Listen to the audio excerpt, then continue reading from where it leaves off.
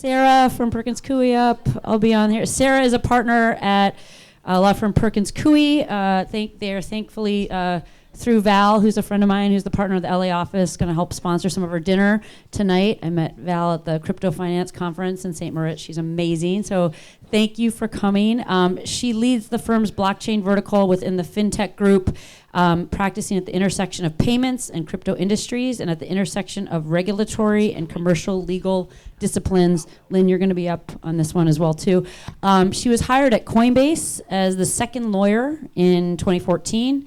And since joining Perkins Coie, Sarah has advised crypto companies through state and federal regulatory structuring, major social media platforms on payments issues, ranging from creator monetization to stable coins. So there's probably some people who could maybe use some advice here in the room. And tech and finance companies of all sizes, including new use cases for DeFi, stable coins, tokenized assets, NFTs, and blockchain broadly. Thank you, Sarah. Thank you. Great to be here. I'll go through doing some brief bios here. I think everyone, Amanda, you already did a great one for Bill, so this is maybe going to be a little bit repetitive, but the highlights that I pulled out: Bill was the first investor in Zoom, a seed investor in both Canva and, relevant to this conversation, Dapper Labs.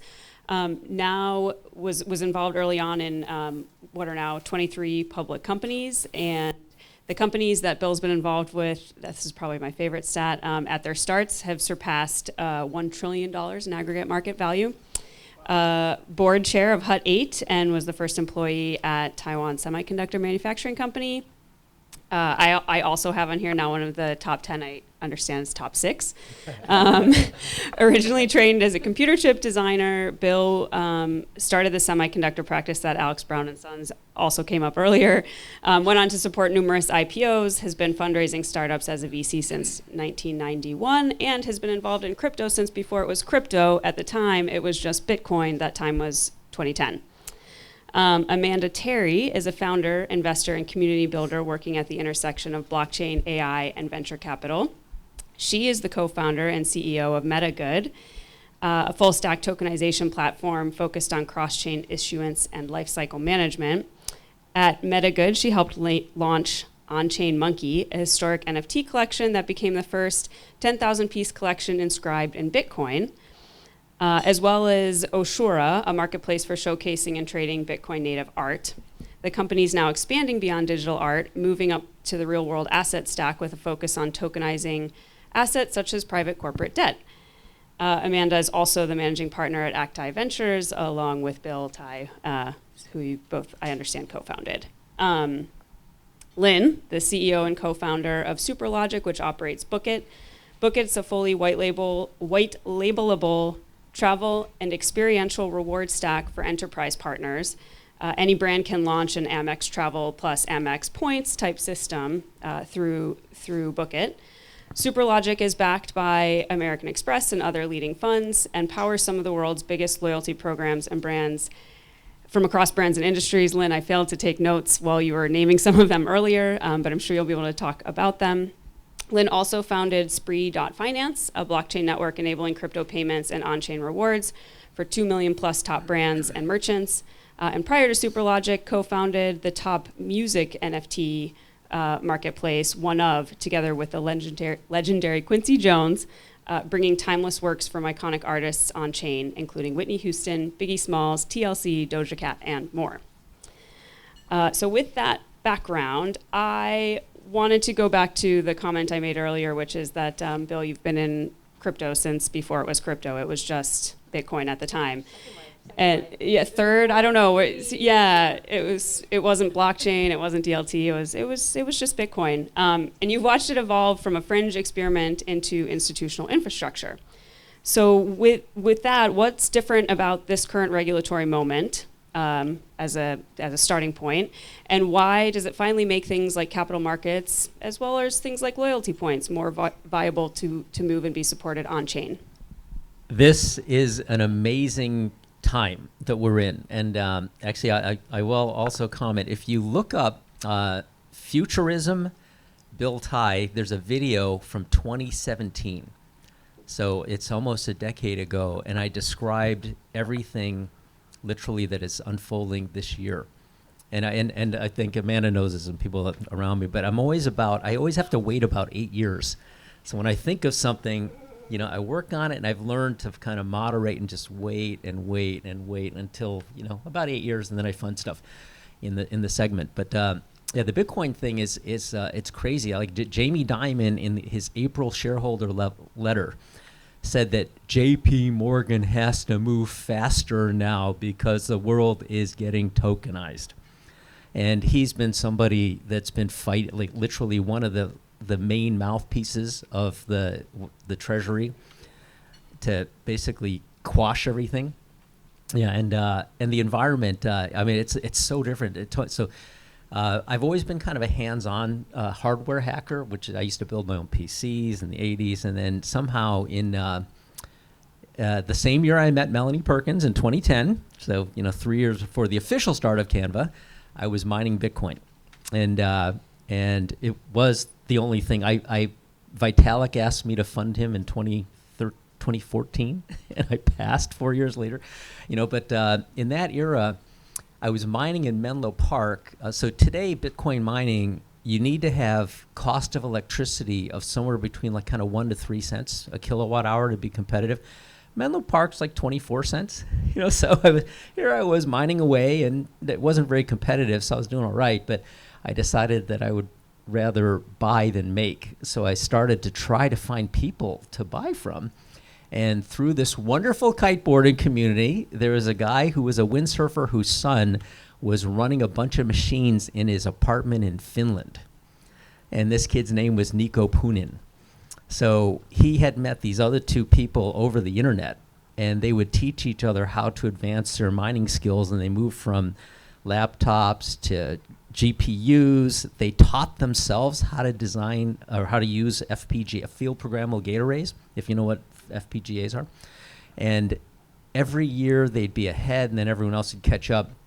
And in one year, they said, everyone's caught up. We're going to design our own semiconductor chip. And none of them had any background in the space.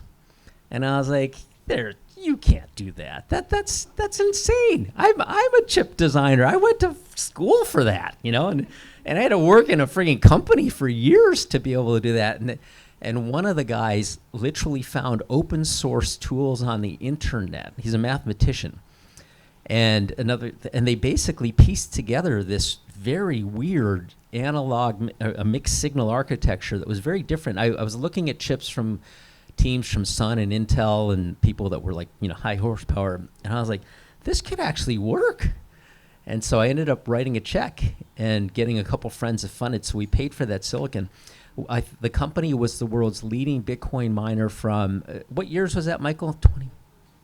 2013 to 2017, 800,000 Bitcoins, something like $85 billion worth of capital, just unbelievable. And it's spun out 3 companies now that are worth about $15 billion, but just an amazing ride. And anyway, but that whole time, all these other things were unfolding, and I wanted to move the industry into blockchain. And we started the Necker Blockchain Summit, some other things that happened, but all the way, it was the first time I ran into basically government.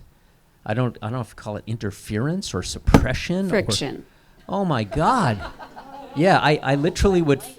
I had started a couple other companies, and they would go to hit payroll, and I'm sorry, your bank account's frozen. You have to exit our bank now.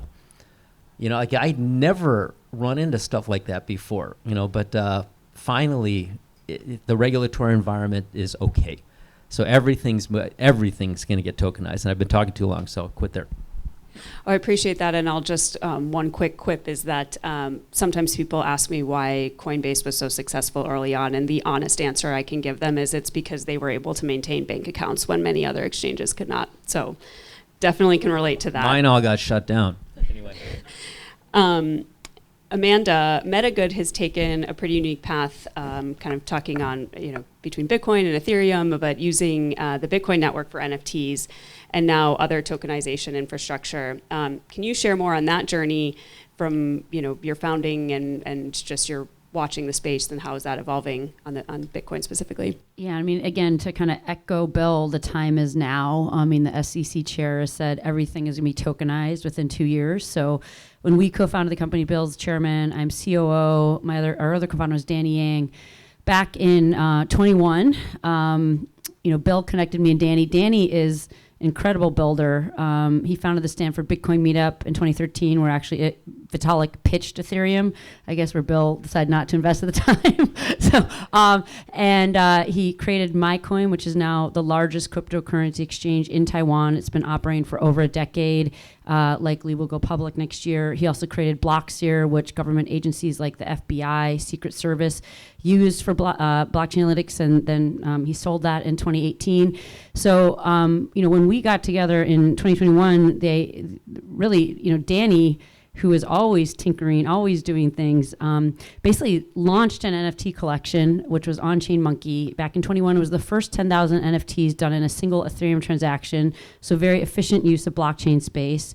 Obviously, he knew all the dev that were working on kind of the Ordinals protocol team. Ordinals is a new protocol that enables data to be written directly on the Bitcoin blockchain. So Bitcoin doesn't just need to be store of value, it can be now programmable. And he did the first test transactions of parent-child, which then meant, I know I'm getting a little technical, hopefully I'm going to keep it at the right level for everyone here, but we were able to inscribe, so put the first 10,000 NFTs, non-fungible tokens, so we have these monkeys, they're called on-chain monkey because they're on-chain, they're on the blockchain. So as long as there's Bitcoin, those monkeys will exist. All 10,000 of them as the first 10,000 ever done on Bitcoin. So who's here heard of CryptoPunks? Okay, so it's basically like the technical provenance of CryptoPunks, but on Bitcoin. Now we did that in 23, while the regulatory environment was still very difficult, as you know, with NFTs, to do anything in terms of like securities or modernizing capital markets. So we've created this, we tokenized art to start on Bitcoin. And now with the current regulatory environment, and we are literally, working with, an SEC lawyer who is quite well known, we're able to kind of move up that capital stack and bring other real world assets on chain. There's a lot of companies in the space doing that. We've been we basically created a full stack tokenization platform for token issuance through lifecycle management. We're talking to some of the biggest transfer agents, right, to bring their issuers on chain. We know the New York Stock Exchange, the NASDAQ, all the big exchanges. We are speaking to issuers, so people in the private credit space, AI data centers, even smaller companies, right, where basically through tokenization, they're able to access global markets. These things are able to trade 24/7. It creates more demand for that token issuance, which should create, increase in price.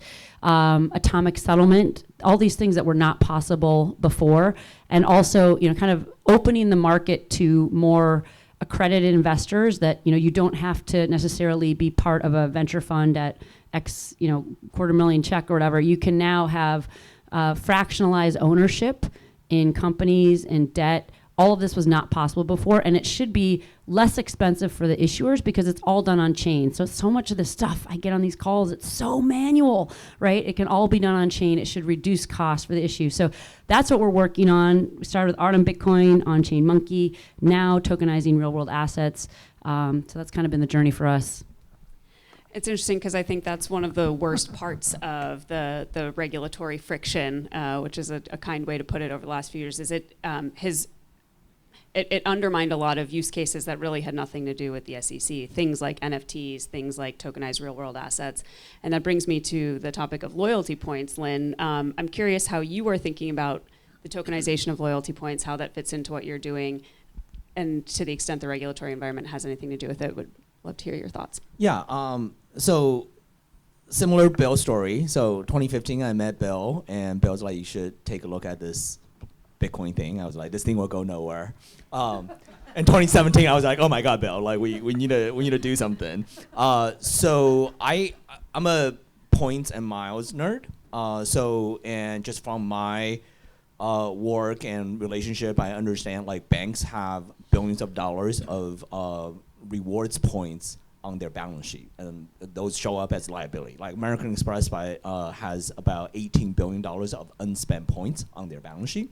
It's like a huge problem for them. So I went to Bill in 2017, and I was like, I don't think I can convince any of my enterprise clients and relationships to like move money onto blockchain, but I can probably get them to like use this like kind of pool of their own currency, which is rewards point, and migrate that on blockchain. So Bill's like, Bill funded, co-founded the company, did a lot of things to catalyze the company, and we quickly signed Warner Music Group, and then we followed up and we signed American Express as our clients. American Express then also followed up on 2 rounds of investment as well. So what we end up, very early on was just like your points are siloed in Web2 databases across these different companies. It's like not good for you and not good for the companies that had to treat it like a liability. So what we built is a stable coin backed points. So every 100 points was backed by $1 of USDC. We started doing that. We built our own stable coin like 2018 on Stella. We're like way ahead of time. Like no major company wanted to use this because it's like unclear what the regulatory environment is. And since the last year, it's been like a 180 change. Every client that we're dealing with basically are like good, and they signed up for this. We now so basically Princess Cruise Line and Universal Music just signed up, and we've been in kind of labs mode with American Express forever. So at some point they'll turn this on into production. So basically it allows, it's a point that can work across 2 million different brands. So you can basically book a hotel and earn 10 to 20% back, and then spend that points on a flight. There's no restriction, right? So that's a huge game changer for consumers and for the brands, and it's like a big regulatory unlock. So last year we processed about $1.3 billion in kind of travel purchases, and this year we think we're going to do $1.65 billion. So it's a lot, right? And we can issue. We have a huge margin, so we can issue potentially 10 to 20% in points back to the users. So it's a very complete system that took 9 years to really commercialize. That's really interesting. You're touching on a couple points, including that when you're thinking about loyalty, it's really the consumer market and really spending and payments in general crosses a lot of different industries and a lot of different sectors. And so I'm curious, especially because you mentioned travel and because AI is a hot topic, to what extent are you seeing tokenization play out in other industries beyond just the rewards and payments? Yeah, we focus on travel because after American Express invested, we worked inside the ecosystem. It was very clear, like we understood like it's about 10% of GDP, and it's a much larger percentage of MX users spend. So travel also have lots of margin. I mean, other than outside airlines, have lots of margins. So we basically had this concept that like, hey, we could issue rewards that is back guaranteed by stablecoin that is funded by the merchant, right? So this hotel here, it's a luxury hotel. You'll never discount its price, and if it's going to be $800 a night, it's going to be $800 a night. But they probably have 12 rooms that's unsold right now. They're willing to, in a closed group setting, let me sell the room at $800. I can't lower the price, but I can pass the savings on back to the user in forms of rewards. So that's kind of part of the unlock we did. And then we basically white labeled this to lots of brands that have audience, but doesn't have this capability and negotiation with the 2 million merchants. So what I see the next evolution really is a full change, right? We're at this like juncture where the AI wave is going to completely change how we shop. That's a general statement, but like when it comes to travel, if you think about like how we book travel now, we are on a website scrolling through 12 pages of data that we're trying to visually and mentally try to sort through. Like, I'm a travel nerd, so I enjoy that. I'm probably like, there's 99.9% of people that never would enjoy that. You just want to ask kind of your agent, assistant, right? That like, hey, this is what I want to do. This is how much I want to spend. There's lots of ways to maximize your points and dollar and rewards that you don't even need to know how to do. So we are basically building this into a skill that Claude or any of other agents can consume, and that's packaged with our kind of payment method. So there's a huge advantage of running that on tokenized rails, right? Because like, I don't know how like your agent is supposed to type in your credit card versus like, you're gonna have stablecoin wallet that your agent control that can directly spend and directly receive rewards back into the wallet. So I think our stack is like probably still a little bit ahead of time, but over the next like 2 to 3 years, it'll be a huge advantage than traditional Expedia booking. That makes sense. Well, in the interest of time, I think we will wrap this up, but thank you everyone for being here. Thank you for having me, and I look forward to continuing the conversation on tokenizing everything. Thank you.